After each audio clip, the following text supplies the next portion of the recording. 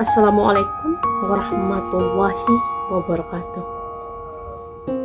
Perkenalkan, nama saya Rosnelita, NIM 2501179. Alhamdulillah, segala puji bagi Allah Subhanahu wa Ta'ala yang telah memberikan kita nikmat iman, Islam, dan kesehatan sehingga kita dapat bertatap muka walaupun secara online.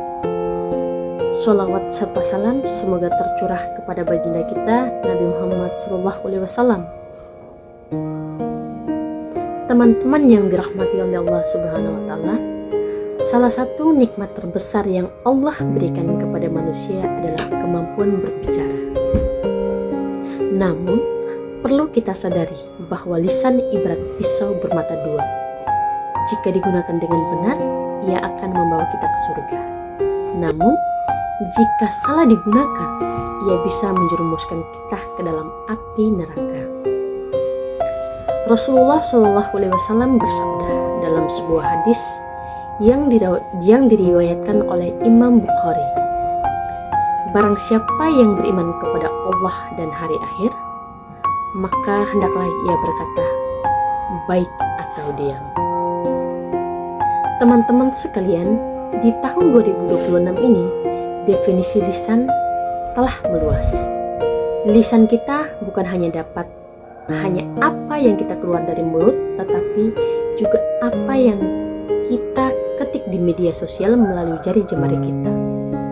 Status, komentar, dan pesan singkat yang kita kirimkan adalah cerminan dari lisan kita.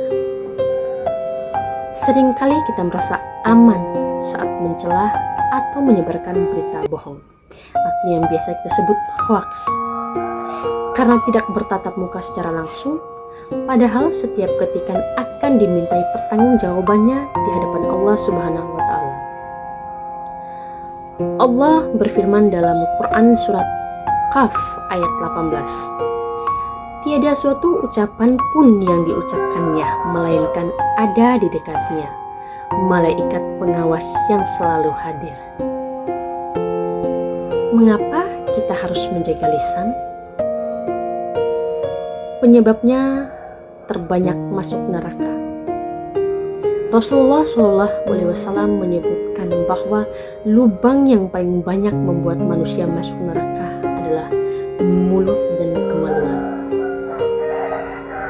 Menjaga kedamaian, ucapan yang buruk dapat memutus tali silaturahmi dan menghancurkan persaudaraan.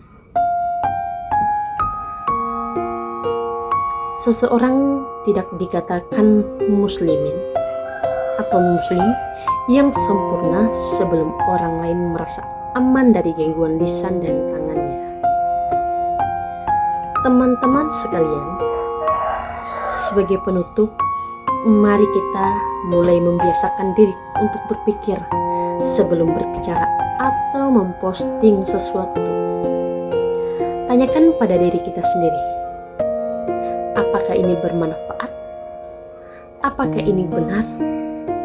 Apakah ini tidak menyakiti hati orang lain? Jika tidak yakin, maka diam adalah pilihan yang jauh lebih mulia.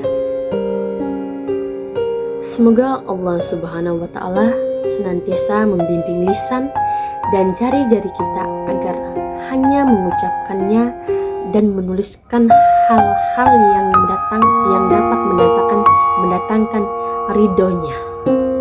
Demikian ceramah singkat dari saya. Lebih dan kurangnya saya mohon maaf. Wabillahi taufiq wal hidayah. Wassalamualaikum warahmatullahi wabarakatuh.